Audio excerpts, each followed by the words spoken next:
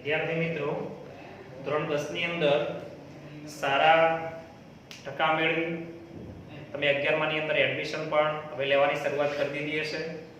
તો સૌપ્રથમ ગુજરાતના તમામ વિદ્યાર્થીઓ હું આદર્શ વિદ્યાલય વિસનગર ની અંદરથી પટેલ યોગેશમાં પ્રહલાદભાઈ તમને કેટલીક પ્રાથમિક માહિતીઓ આજે રજૂ કરીશ તમારી સમક્ષ. બરોબર, તો સૌથી પહેલા બરોબર ધ્યાન રાખો કે સૌથી પહેલા તો હું કોઈ ચેપ્ટરની શરૂઆત કરતો નથી. પહેલા આપણે કેટલાક બેઝિક કોન્સેપ્ટ સમજીએ, એને સમજીને પછી આપણે આગળ વધીએ. બરોબર, તમે 10મા ની અંદર પણ કેટલીક વસ્તુઓ ધોરણ 8 9 10 ની અંદર વિજ્ઞાનની અંદર કેટલીક વસ્તુ ભણીને આવો છો, એ વસ્તુ આપણે 11 12 ની અંદર કેટલીક વસ્તુની જરૂરિયાત પડતી હોય. બરોબર, તો આપણે એની અંદર થોડું ડિટેલમાં સમજીશું કે ખરેખર કઈ વસ્તુઓ ની જરૂર આપણે બેઝિક ની જરૂર પડતી હોય છે. તો પહેલા બેઝિક કોન્સેપ્ટ સમજો. તો પહેલા દરેક વિદ્યાર્થી મગજમાંથી એ કાઢ નાખે કે મને આ વસ્તુ ભારે પડે છે, આ વસ્તુ નથી ફાવતી ને બધું. આપણે સૌથી પહેલા તો બુકની શરૂઆત કરી જ નથી. બરોબર, એટલે સૌપ્રથમ પહેલા તો સમજો કે આપણે કઈ કઈ વસ્તુઓને બરોબર ધ્યાનપૂર્વક રાખવું પડશે. તો તમારી સમક્ષ સૌપ્રથમ હું પહેલા એક ચિત્ર બતાવું છું અને બરોબર સમજી લો, બહુ જરૂરિયાત પડશે. બરોબર, ઓકે.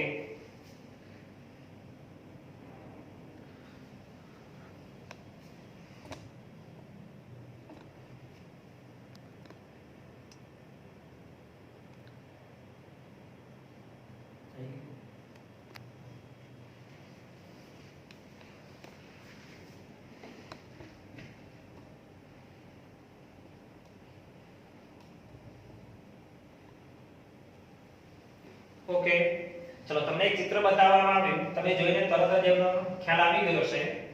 એ ચિત્રનું નામ છે આધુનિક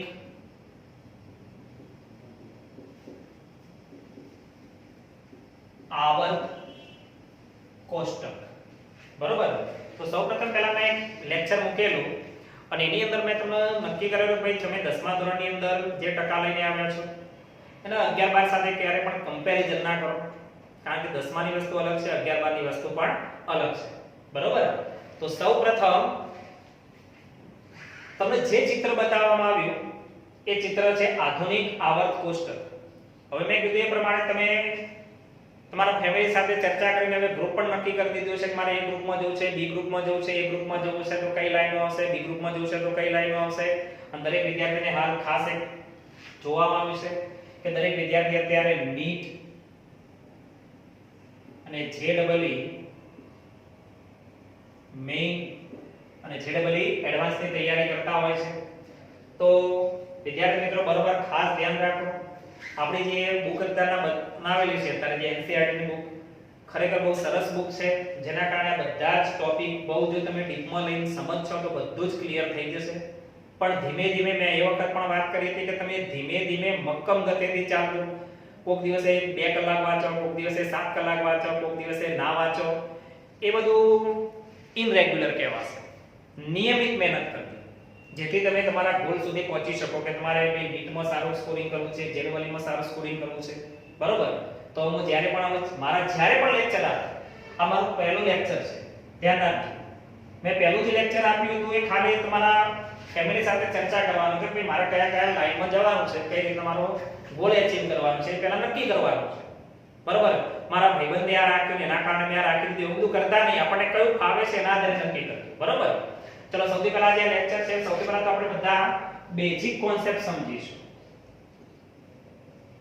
બેઝિક નોલેજ જ મેળવવાનું છે. કોઈ સૌથી પહેલા આપણે કોઈ પુસ્તકની શરૂઆત પહેલા 3 4 લેક્ચર તો કરીશ જ નહીં. બરાબર, મગજમાંથી પહેલા પુસ્તક કાઢ નાખો. બરોબર, તો સૌથી પહેલા ચલો અહીંયા તમને જે ચિત્ર બતાવવામાં આવ્યું કે આધુનિક આવર્ત કોષ્ટકનું હતું. તો સૌથી પહેલા તમને 1 થી 20 સુધીના તત્વોના નામ આવડતા હોવા જોઈએ. હાલ સુધી પહેલા તમારા એક અઠવાડિયું પહેલું જે વીક એના માટેનો આટલો આપણે નક્કી કરી છે. પહેલા અઠવાડિયે મને આટલી વસ્તુ આવડી જવી જોઈએ. પછી તો તમને આખું આવર્ત કોષ્ટક તૈયાર કરવાનું છે. 11 12 ટોટલી જ્યારે તમે ભણો છો ત્યારે આખું આવર્ત કોષ્ટક તમારે તૈયાર કરવાનું છે. પણ પહેલા વીક સુધી તમારે આ કામ કમ્પ્લીટ થઈ જવું જોઈએ. બરોબર, તો ચલો 1 થી 20 સુધીના તત્વોમાં સૌથી પહેલા આપણે જાણીએ છીએ કે પહેલું તત્વ છે, નામ છે હાઇડ્રોજન, જેની સંજ્ઞા છે આપણે H. બરોબર, અહીંયા આપણે લખીએ છીએ ક્રમ, તત્વનું નામ અને સંજ્ઞા. બરોબર. ચલો બીજું છે હિલિયમ, સંજ્ઞા He. ત્રીજું લિથિયમ, સંજ્ઞા Li. ચોથું છે બેરિલિયમ, સંજ્ઞા ચોથું છે બેરિલિયમ, સંજ્ઞા B. પાંચમું બોરોન, સંજ્ઞા B. છઠ્ઠું કાર્બન, સંજ્ઞા C. સાતમું નાઇટ્રોજન, સંજ્ઞા N. આઠમું ઓક્સિજન, O. નવ ફ્લોરિન, F. દસમા નંબરનું નિયોન, સંજ્ઞા N. બરોબર. તો સૌથી પહેલા 1 થી 10 સુધીના તત્વોના નામ લખી કાઢો. હવે કેટલાક વિદ્યાર્થીઓ ટૂંકાક્ષરી પ્રમાણે યાદ રાખતા હોય છે. પહેલો અક્ષર લઈએ તો હા, હી, લી, બે, બો, આ, ના, ઓ, ફ્લો, ની. બરોબર. તમે જે રીતના તમે ટેકલ કરી શકો છો એ રીતના યાદ ને લીટીથી પણ યાદ રાખી શકો છો. પણ શરૂઆતમાં 1 થી 20 માટે કોઈ જરૂરી નથી. પાછળના તત્વો આવશે એટલે આપણે કેટલીક સંજ્ઞાઓના આધારે તમને કહીશું ભાઈ આ રીતના યાદ રાખજો. બરોબર. ચલો સૌથી પહેલા 1 થી 10 સુધીના તત્વોના નામની સંજ્ઞા લખી કાઢો.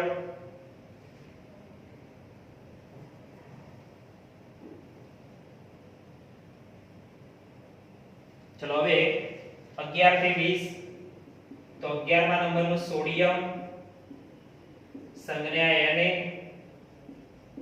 12મા નંબરનું મેગ્નેશિયમ, સંજ્ઞા Mg. 13મા નંબરનું એલ્યુમિનિયમ, સંજ્ઞા Al. 14મા નંબરનું સિલિકોન, સંજ્ઞા Si. 15મા નંબરનું ફોસ્ફરસ, P. 16મા નંબરનું સલ્ફર, S. 17મા નંબરનું ક્લોરીન, Cl. 18મા નંબરનું આર્ગોન, સંજ્ઞા Ar. 19મા નંબરનું પોટેશિયમ, સંજ્ઞા K. અને 20મા નંબરનું કેલ્શિયમ, સંજ્ઞા Ca. બરોબર. ચલો ફટાફટ 11 થી 20 સુધીના નામ લખી દો.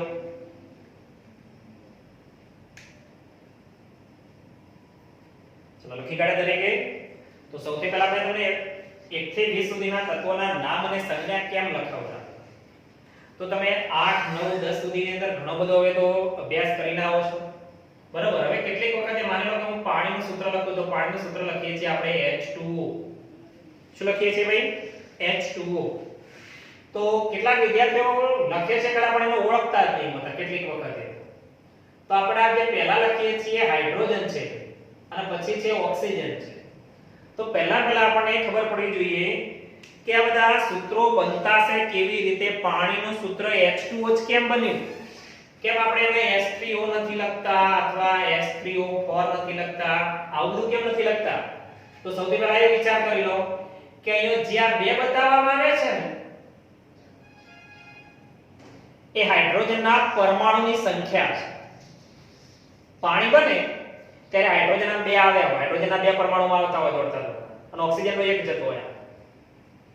અને આ રીતના બંને ભેગા થાય એટલે પાણીનું H2O સૂત્ર બને. એનો મતલબ કે ઓક્સિજનનો એક પરમાણુ છે અને હાઇડ્રોજનના બે છે. તો આપણે રેશિયો લખીએ છીએ 2:1. બરોબર. એ જ રીતના સોડિયમ ક્લોરાઇડનું સૂત્ર લખીએ તો આપણે લખીએ છીએ NaCl. સોડિયમનો એક પરમાણુ આ સોડિયમ છે જુઓ. Sodium NaCl. 17મા નંબરનું ક્લોરીન એટલે Cl. આ બે ભેગા થાય.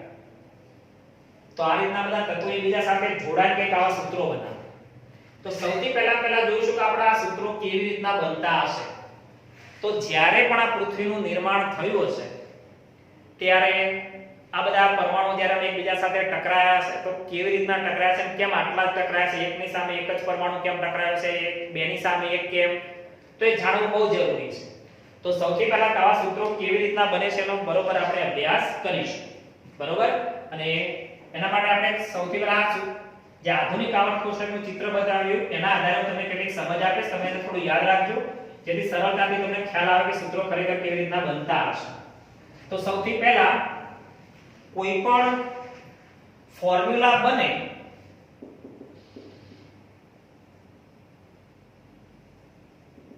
ત્યારે એનો કુલ વીજભાર શૂન્ય થવો જોઈએ તો જે ફોર્મ્યુલા સ્થિરતા ધારણ કરે. શું ધારણ કરે? સ્થિરતા. હવે આના માટે આપણે એક શબ્દ એક કોષ્ટક સમજી લઈશું કે કઈ રીતના દર્શાવવામાં આવતું હોય. તો બરાબર જો અહીંયા ધ્યાન આપજો. ચલો સૌપ્રથમ આપણે આ રીતે ચિહ્ન ગણીશું. કોઈ પણ પરમાણુ ઉપર તમે આવું ચિહ્ન દો દેજો એટલે ફટાફટ એના જવાબ મળી જશે. ક્લિયર? ચલો હવે આપણે આ ઉભા રહો બરોબર. પછી આપણે નામ કરીએ તો એને કહેવાય જમણી બાજુ, અને આપણે હાથ નીચે લઈ જઈએ તો એને કહેવાય જમણી બાજુ નીચે, અને આમ કરીને નામ કરીએ તો એને કહેવાય જમણી બાજુ ઉપર, અને આમ કરીને નામ કરીએ તો એને કહેવાય ડાબી બાજુ નીચે, ડાબી બાજુ ઉપર. તો ચાર વસ્તુઓ જોવા બરોબર. જમણી બાજુ નીચે, જમણી બાજુ ઉપર, ડાબી બાજુ નીચે, ડાબી બાજુ ઉપર. તો આ જે છે તો એ આ તમારી જમણી બાજુ નીચે, જમણી બાજુ નીચે હંમેશા પરમાણુની સંખ્યા દર્શાવેલી હોય.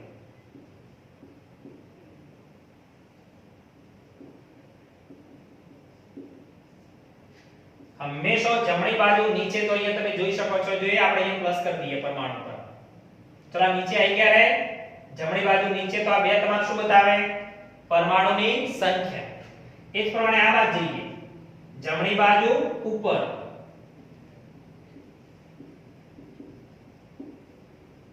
તો જમણી બાજુ ઉપર હંમેશા પરમાણુનો વીજભાર દર્શાવેલો હોય. પરમાણુનો વીજભાર. ક્લિયર? તો બોલો ફટાફટ બધા. જમણી બાજુ નીચે પરમાણુની સંખ્યા, જમણી બાજુ ઉપર પરમાણુનો વીજભાર. બરોબર?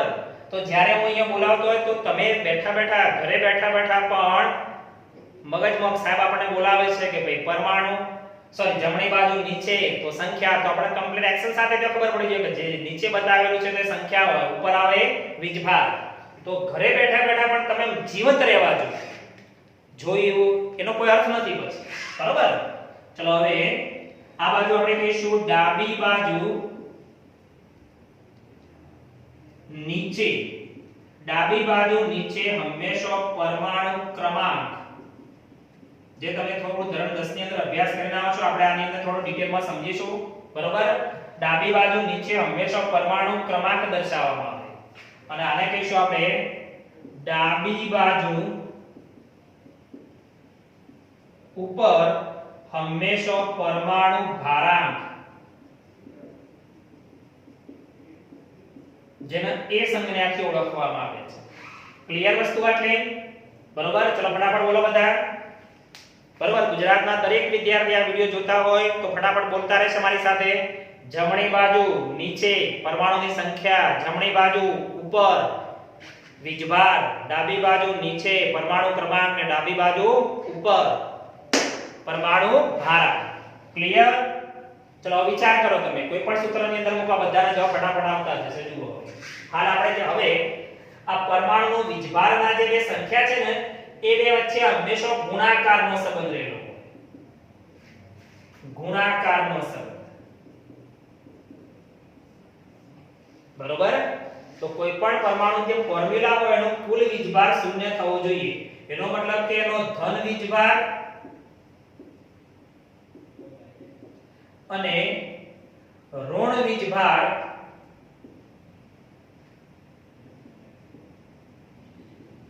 નો સરવાળો કરીએ તો હંમેશા શૂન્ય થાય. શૂન્ય થાય તો એ ફોર્મ્યુલા સ્થિરતા ધારણ કરે.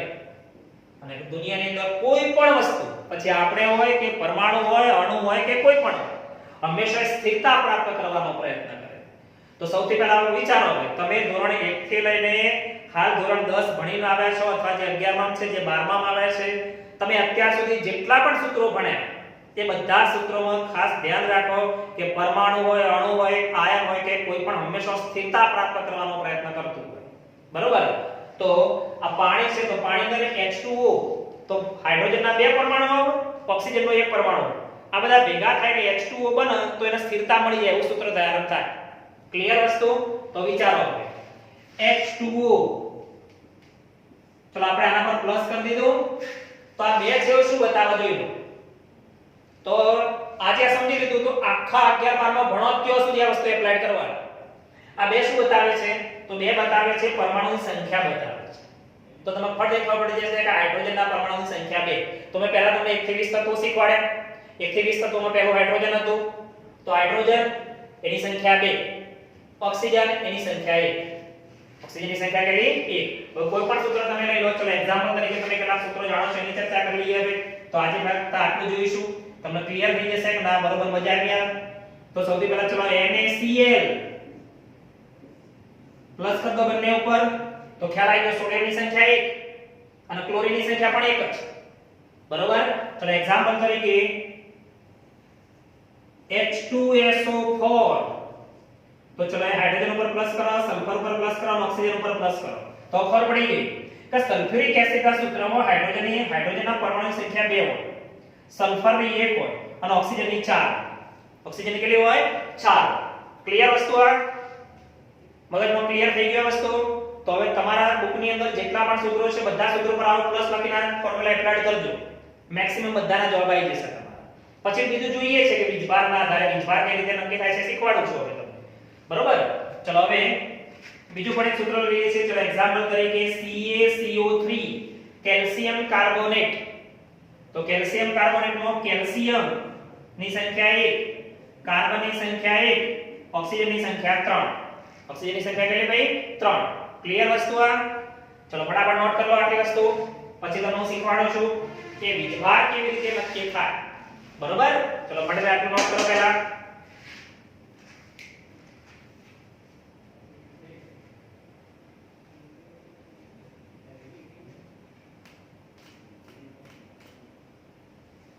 ચલો ઓકે, લખી દીધું દરેકે? હા. और દરેક વિદ્યાર્થી જ્યારે પણ આ વિડિયો જોતા હોય ત્યારે બરોબર ખાસ ધ્યાન રાખે કે ભણવા ખાતર ન ભણતા. એનો કોઈ અર્થ નથી. લખવા ખાતર ને બધું કોઈ મીનિંગ નથી. બરોબર? ભણો તો ભણી જાણો, નહીતર કોઈ વસ્તુ નક્કી કરી એની પાછળ રચ્યા પચારો. બરોબર? એટલે મારું જ્યારે પણ લેક્ચર હોય ત્યારે કમ્પ્લીટ પૂરેપૂરું બેસો, નોટ પેન લઈને બેસો. હું તમને કમ્પ્લીટ બતાવીશ કે નીટ JEE ની અંદર કેવી રીતે તૈયારી કરવી પડશે. તમારા બુકમાં છે એના કરતાં હું કેટલું ડિટેલમાં લઈ જઈને તમને હું બતાવીશ. બરોબર? તમારા બુકની અંદર આ બધું આપેલું છે પણ એને ડિટેલમાં લઈને સમજવું પડે તો તમે નીટ અને JEE ક્લિયર કરી શકો છો. બરોબર? ચલો ઓકે. ચલો હવે સૌથી પહેલા આપણે વસ્તુ સમજીએ છીએ કે વીજભાર કેવી રીતે નક્કી કરીએ છીએ. આપણે એના માટે એક સરસ ઉદાહરણ લઈએ છીએ. બરોબર? ચલો એક્ઝામ્પલ તરીકે કોઈ પણ પરમાણુને સ્થિરતા પ્રાપ્ત કરવી હોય તો એ હંમેશા સરળ રસ્તો પહેલો અપનાવે. સરળ રસ્તો એટલે કેવું? ચલો સમજી લો કે એક્ઝામ્પલ તરીકે તમે જે જગ્યા પર બેઠા છો તમને એમ કહેવામાં આવે કે તમે જે જગ્યા પર બેઠા છો એ જગ્યાની નીચે 2 ફૂટ નીચે એક સોનાનો સિક્કો પડેલો છે. બરોબર? અને એમ જ કહેવામાં આવે કે તમારાથી 1 કિલોમીટર દૂર આ જગ્યા ઉપર 2 ફૂટ નીચે એક સોનાનો સિક્કો પડેલો છે. તો તમે બે માંથી કઈ જગ્યા ઉપર દોડવાનું પસંદ કરશો? એક વસ્તુ દૂર છે, બરોબર, અને એક વસ્તુ નજીક છે. સ્વાભાવિક છે તમે જેટલું નજીક હશો સરળ રસ્તો પહેલો જ અપનાવશો. તમે જે જગ્યા પર બેઠા છો એ જગ્યા પર જ ખોદીને એ સિક્કો લેવાનો પ્રયત્ન કરશો. એનો મતલબ કે તમે સરળ રસ્તો અપનાવો. બરોબર? તો સૌથી પહેલા બરોબર ધ્યાન રાખવાનું, પરમાણુઓ પણ સ્થિરતા પ્રાપ્ત કરવા માટે સરળ રસ્તો પહેલો અપનાવે છે. બરોબર? તો ધ્યાન રાખવાનું કે આપણે સરળ રસ્તો કેવી રીતના સમજીએ છીએ. ચલો સૌથી પહેલા મેં તમને જે આધુનિક આવર્ત કોષ્ટક બતાવ્યું હતું એની અહીંયા હું કેટલાક સૂત્રો લખું છું. Hydrogen, helium, lithium, beryllium, boron, carbon, nitrogen, boron, carbon, nitrogen, oxygen, chlorine, neon. Sodium, magnesium, aluminium, silicon, phosphorus, sulphur, chlorine, argon, potassium અને કેલ્શિયમ. ક્લિયર? ચલો 1 થી 20 તત્વોના મેં નામ તમને લખાવ્યા હતા પહેલા.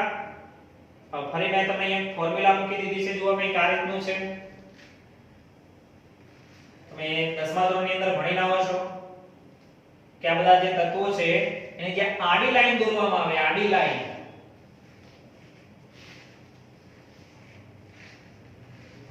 બરોબર? તો જે આડી લાઈન દોરવામાં આવે છે,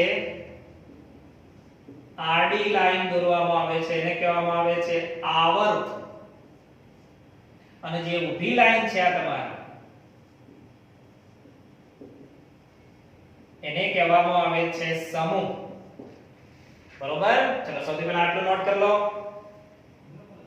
તમારી પાસે તમે જે રૂમની અંદર અભ્યાસ કરો છો ને એ રૂમની અંદર આવા ચિત્રો દોરેલા, એટલે કે આવા પીરિયોડિક ટેબલ લગાવેલો હોવો જોઈએ, સૂત્રોની ફોર્મ્યુલા લગાવેલી હોવી જોઈએ. બરોબર? કે જે આગળ લઈ જવાના રસ્તા છે. બરોબર? ચલો દોરી કાઢી દરેકે. ચલો સૌથી પહેલા આડી લાઈનને શું કહીશું ભાઈ? આવર્ત. ઊભી લાઈનને સમૂહ. તો આવર્ત 7 છે ભાઈ, 7. અને સમૂહની સંખ્યા 18 છે. કેટલી છે ભાઈ? 18. બરોબર? અને હાલ આપણી પાસે તમે 8મા 9મા 10મા ધોરણની અંદર અભ્યાસ કરીને આવો છો કે હાલ પૃથ્વી ઉપર 119 જેટલા તત્વો છે. કોઈક શોધ થાય, કેટલીક પેપરમાં આવે 120 122, બરોબર? પણ 119 જેટલા તત્વોની હાલ આપણે ગણતરી પ્રમાણે ચાલીશું. તમારા બુકની અંદર જ્યારે 11માં આવશે ત્યારે 114 પ્રમાણે, પણ એના પછી એક બે શોધાયેલા છે તો હાલ 119 તત્વો પ્રમાણે જઈશું. બરોબર? તો એમાંથી જે આપણને 92 તત્વો છે કુદરતમાંથી મળે છે અને એના પછીના જે બધા તત્વો છે પ્રયોગશાળાની અંદર બનાવવામાં આવે છે. બરોબર? ચલો હવે સૌથી પહેલા તો આપણે હાલ આટલું 1 થી 20 આ અઠવાડિયા પૂરતું તમે 1 થી 20 તત્વોનો જ અભ્યાસ કરો. બીજું બધું હાલ ભૂલી જાઓ. પછી ધીમે ધીમે જેમ જેમ ખબર પડતી જશે, બહુ મજા આવતી જશે, આનંદ પડતો જશે, કેમિસ્ટ્રી કેટલું રસપ્રદ છે પણ તમને ખ્યાલ આવતો જશે. ઓકે? ચલો સૌથી પહેલા હાઇડ્રોજન. તો સૌથી પહેલા આપણે બધાના વીજભાર નક્કી કરીએ. બરોબર? તો આજનું કામ આપણે એ છે કે વીજભાર નક્કી કરવા છે. તો મેં કીધું એ પ્રમાણે કે માનો કે તમારી પાસે જો પૈસા ઓછા હોય તો તમે શું કરશો? પૈસા મેળવવાનો પ્રયત્ન કરશો અને વધારે હોય તો કોઈ જગ્યાએ ઇન્વેસ્ટ કરવાનો પ્રયત્ન કરશો. બરોબર? તો એ જ પ્રમાણે તત્વો પણ કંઈક આવું જ કરે છે. તત્વોને પણ સ્થિરતા પ્રાપ્ત કરવા માટે કાં તો ઇલેક્ટ્રોન મેળવે છે કાં તો ઇલેક્ટ્રોન ગુમાવે છે. તત્વ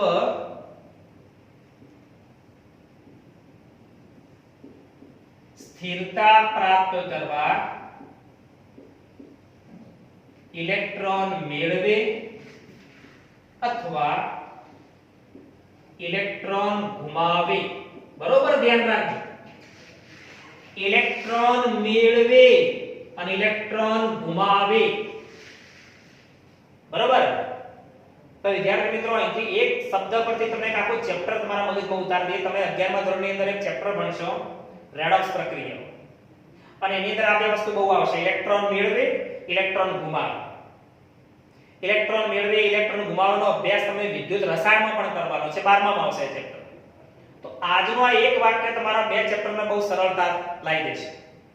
ઇલેક્ટ્રોન મેળવે તો ઇલેક્ટ્રોન, માની લો કે મારી પાસે કોઈ તત્વ છે, ઇલેક્ટ્રોન મેળવે તો ઇલેક્ટ્રોન કયો લખવાનો અને ઇલેક્ટ્રોન ગુમાવે તો કયો લખવાનો?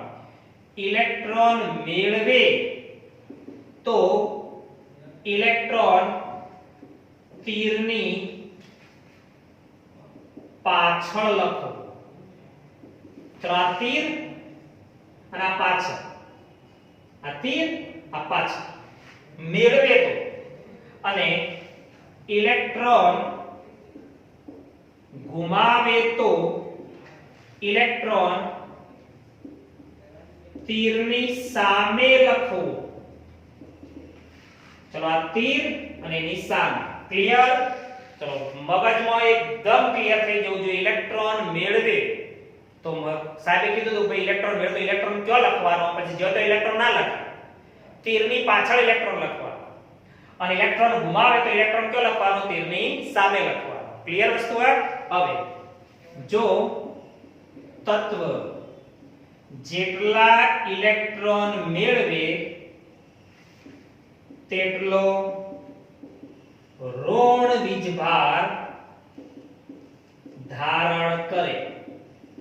જો ઇલેક્ટ્રોન મેળવે તો ઋણ વીજભાર, બરોબર, જો તત્વ જેટલા તેટલો ઋણ વીજભાર ધારણ કરે. જો આ શબ્દ બરોબર ધ્યાન રાખજો, જેટલા ઇલેક્ટ્રોન ગુમાવે એટલો ઋણ વીજભાર ધારણ થાય, બરોબર. જો તત્વ જેટલા ઇલેક્ટ્રોન ગુમાવે તેટલો ધન વીજભાર ધારણ કરે.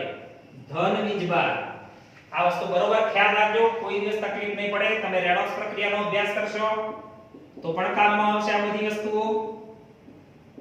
પછી વિદ્યુત રસાયણનો અભ્યાસ કરશો ત્યાં પણ આનો ઉપયોગ કરીશું આપણે, કે જેથી કોઈ દિવસ ભૂલ જ ના પડે. ભાઈ ઇલેક્ટ્રોન ગુમાવો તો ઇલેક્ટ્રોન કયો લખવો એ આપણને ખબર હોવી જોઈએ. ઇલેક્ટ્રોન ગુમાવો તો તીરની સામે લખી દેવાના, જેટલા ગુમાવો એટલો ધન વીજભાર અને મેળવે એટલો ઋણ વીજભાર. મેળવે તો કે લખવાનું તીરની પાછળ અને ગુમાવો તો તીરની સામે. ચલો ક્લિયર વસ્તુ આ રહી है. चलो लकी काढो फटाफट, आटली नोट कर दो.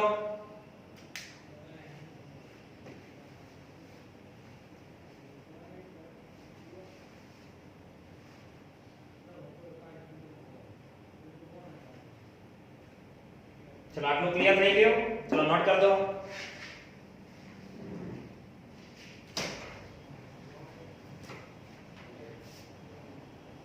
चलो સૌથી પહેલા આટલી દરેકે નોટ કરી લીધી. ચલો આપણે આજે અહીંયા સુધી આટલું રાખીએ છીએ. કાલે હું તમને આ ફરી પૂછોય, હું જ્યારે બોલું એટલે તમારા સમક્ષ ઘેરે પણ બોલવાનું છે. હું બોલું એટલે સાથે તમારો રિપ્લાય આવવાનો છે. મનમાં બોલીને તો લર્નિંગ પ્રોસેસ થશે અને લર્નિંગ પ્રોસેસ થી તમે સારું રિઝલ્ટ મેળવી શકશો, બરોબર. ચલો સૌથી પહેલા આજે આપણે કેટલી વસ્તુની માહિતી મેળવી? તો સૌથી પહેલા 1 થી 20 તત્વોના નામ, પછી કોઈ પણ ફોર્મ્યુલા એટલે કે સૂત્ર કેવી રીતના બનતું હોય છે તો મેં કીધું એ પ્રમાણે જમણી બાજુ નીચે હંમેશા સંખ્યા બતાવવામાં આવે, જમણી બાજુ ઉપર હંમેશા વીજભાર હોય તો આપણે વીજભાર ચેક કરવાના છે કાલે. પછી વીજભાર અને સંખ્યા વચ્ચે ગુણાકારનો સંબંધ હોય. ડાબી બાજુ નીચે હંમેશા શું બતાવેલું હોય? પરમાણુ ક્રમાંક, અને ડાબી બાજુ ઉપર પરમાણુ ભાર, બરોબર. ચલો એના પછી આપણે જોયું કે કોઈ પણ સ્થિરતા પ્રાપ્ત કરવા માટે પ્રયત્ન કરતું હોય અને સ્થિરતા પ્રાપ્ત કરવા માટે તત્વ શું કરે છે? તત્વ સ્થિરતા પ્રાપ્ત કરવા માટે કાં તો ઇલેક્ટ્રોન મેળવે છે કાં તો ઇલેક્ટ્રોન ગુમાવે છે. ઇલેક્ટ્રોન મેળવે તો ઇલેક્ટ્રોન કયો લખવાનો? તીરની પાછળ, તો આ તીરની પાછળ કહેવાય. અને ગુમાવે તો કયો લખવાનો? તીરની સામે. બીજું, જો તત્વ જેટલા ઇલેક્ટ્રોન ગુમાવે એટલો ઋણ વીજભાર ધારણ કરે અને જેટલા ઇલેક્ટ્રોન ગુમાવે એટલો ધન વીજભાર ધારણ કરે. ચલો ક્લિયર? તો બેસ્ટ ઓફ લક. સૌથી પહેલા આટલું તૈયાર કરો. કાલે આપણે શું ચેક કરવાના છીએ? 1 થી 20 તત્વોના વીજભાર ચેક કરીશું આપણે કાલે.